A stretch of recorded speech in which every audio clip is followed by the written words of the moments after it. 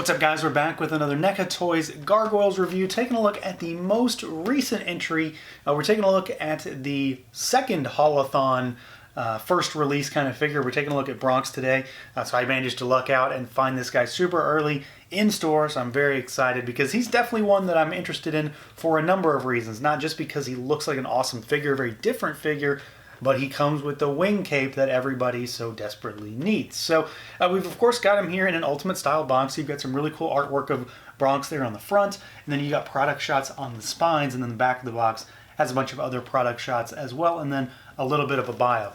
Now there's also the Ultimate packaging part of this, so of course it's got the flap, so you can pop it open, and you've got a shot of Bronx there, and then of course you've got him there in the window. If for some reason you wanted to keep him in, you'd still be able to look at him. So let's do it. Let's pull him out and take a look. And here we go, out of the package, our NECA Bronx figure. Again, a very different kind of figure for this line. A very different kind of figure, you know, in general. We don't get too many dog type of figures, but this guy is very familiar to the Gargoyles themselves. Like, he feels very, very similar. In many ways, he just happens to be on all fours. So let's see what he can do, see how he moves around. You've got an interesting head, so it's like a two-stage thing. So the head and the neck, both of them together allow for some crazy movement. So he can go down that far, but then he can go up really far as well. I mean, he's looking as far up as any kind of dog probably could. You've got really nice tilt out to the side, and then when you're looking at him straight on, you know, you've got your sort of bobble, your tilt up and down, left and right. You've also got an articulated jaw. Now, depending on where the head is, it's going to move more or less, you know, of course, because other stuff is in the way, but it is articulated, and that's really cool. Do like that. But the up and down range on this thing is pretty crazy, especially the side to side. Like, I really like how much this moves. There's a lot of potential there. The front legs are basically arms, so they're on disc hinges, so they can go out to the side really far.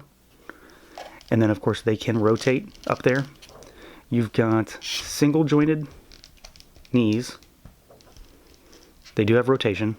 Then we've got our ankle, which also has rotation.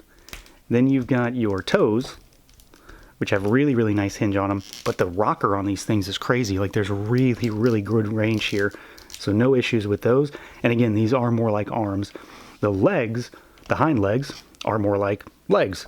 So they're on the ball socket like we've seen with most new NECA stuff. So they go out really far. I mean, like, look at the range on that. That's pretty crazy. And then it goes forward and backward. And then we've also got our single jointed knee with rotation.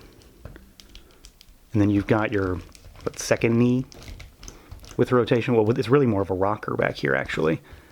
So you've got up and down a little bit, and then rocker. And then you've got your toes, which have really good hinge forward and backward. And then they've also got a really good rocker. It's not as good as the front, but it's really close. So this guy moves like exceptionally well. There's also an articulated tail, a little bit of bobble, some rotation up there. It's mostly just a little nub, but he moves fantastically. Like, I'm very happy with the way he moves. No real issues, no need to heat him up. Everything was really fluid, tight, but not too tight. You know, very easy to pose. Very interesting articulation scheme for something that's on all fours, in that it's basically a normal action figure that just happens to be hunched over. So I'm really happy with the way they got him moving here. Surprisingly well articulated, very easy and fun to pose. Now, aesthetically speaking, I think they absolutely nailed him. Like, I could probably just stop right there. I think they nailed him. This is my favorite figure when it comes to visuals in this line, for sure. Not just because he's so different, but because, I mean, he just looks right. This is really nicely done. He's really big and stocky and chunky. We'll do some size comparisons here shortly. But it all comes down to just the design and what this guy is. Like, he doesn't necessarily even need to be used in Gargoyles. I could see someone using him as like some sort of demon dog type of character. Still looks really cool. The colors are absolutely fantastic. Tons of shading. There's like light blue and sort of like a dusky charcoal color all over him to help bring out all this musculature. The torso is like a sleeve, so there's a buck in here, and then this is a rubbery piece over top. which I think works pretty nicely. Like, it's pretty seamless too, honestly. There's a bunch of this white creamy shading underneath here on the underside of the legs, on the torso, the jaw, of course, and then you've even got it on the pads of the feet. And there's a little bit of sculpting on there too. Like, it's not just flat, which I do think is pretty cool. The head sculpt, tremendous. Like, it looks great. I love the fact that he's got the opening jaw, adds a little bit of character to him.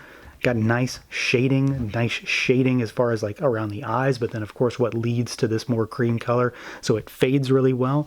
And then there's just a ton of sculpt in that mouth, a lot of detail, and then the pupilless eyes. I say it every time, always does it for me. But he's a stocky, chunky, beefy little gargoyle dog boy, and I really, really, really like him. You know, pop that head off, like I said, you might do if you push it too far. But he looks really fantastic. You know, this design lends itself really well to a very, very cartoony looking toy that has just a touch of realism to it. And I know that doesn't make a lot of sense, but these aren't cartoon. They have NECA's own little spin on them. And I think he is definitely among the winning figures in this line so far. He looks tremendous and is just a fantastic new little entry in the line that still very much goes along with the theme of how the rest of these figures look. And then, of course, for some size comparisons, you know, here we go with a 7-inch scale figure, but different line. So Master versus Stinkor. And then we've got a NECA figure. Here is a turtle. Just to give you an idea of what he looks like next to some 7-inch stuff, but not necessarily the same kind. And let's move Stinkor aside. And here he is with a Super 7 Ultimate. So there is Pumra. And then let's do a Marvel Legend figure, just to give you something a little bit more standard with that Wolverine there. So you can see that he does have a lot of size. Like, he's a big chunky figure. Now, of course, we have to compare to a Gargoyle as well, but we've got some other stuff to talk about before we get to just a specific size comparison, because, you know, of course, this guy does come with a very specific accessory for Goliath. And that would, of course, be the wing cape. So one of the iconic things from the show, how they wear those wings when they're not flying. And then, of course, a way to rein in some of the craziness when it comes to shelf space for these figures. Because, you know, we all know the wings are huge. They're like 18, 19 inches wide. They take up a ton of space. This is still big. Don't get me wrong. This is still like 9 or 10 inches wide. But it's not up in the air, taking up half your shelf. It is a little bit more subdued, just it's in a different way. It's still big. It is, of course, going to hinder articulation, and that's to be expected. It's a cape that sits over top of the shoulders. I do think it looks pretty good. You know, it's still got that crackled sort of texture. He's got his purple color on there. The wings are pliable, but not posable, so you don't have any kind of posability. They just sort of sit there. There are pegs that go into his back. I don't really think they work all that well. They're not even in right now. I don't think they're really needed, honestly. So you've got those. And then, of course, you know, articulation. So his arms really can't go out much anymore, and they can only go that far forward now. The head was always kind of locked down. It's even more locked down now. He can't look up anymore, but he can look down. You know, there's just plastic in between the head or the neck and the hair now, where there wasn't before. So there wasn't a lot of clearance to begin with, but now there's basically none. So it does look good. It's a different way to display the figures. If you don't have the space, this is the best option to go with, outside of just not using the wings, which, you know, doesn't look right either. So we've got this as a different way to do it. I'm still not all that jazzed about the fact that it has to come with another figure entirely, you know, that it couldn't have just been with Goliath to begin with, rather. But here we are. So it does work. It sits on him nicely. It definitely looks the part, and it makes him somewhat less enormous. Now, of course, you know, here he is with Bronx, and you can see the size comparison here. And I think he's sized pretty nicely. Like, this works for me. Very, very happy. He's not too big. He's not too small. Still very, very chunky. We've got an extra head sculpt on him here. So this is, of course, an open mouth, fully sculpted open mouth head sculpt. So there is no posable jaw here. He's got a little bit more of an angry expression, furrowed brow, kind of like a snarly look going on there. And then here it is next to the regular one. So similar, but different. And then you get the important meat log to give him a treat if you need to. So it's kind of like a charred meat log. It sits in his mouth okay. It kind of falls out a lot for me, but, you know, just get it in there right and it'll sit. So I'm pretty happy with this. The overall spread is nice. You know, he's got 2 unique accessories to him, and then of course he's got this wing cape set up here that's going to help to get people into this line who don't have the space for it, and then to help some folks reclaim space and also make him look cool in a new, different way. So yeah, overall, very, very happy with this package. Bronx on his own, great figure.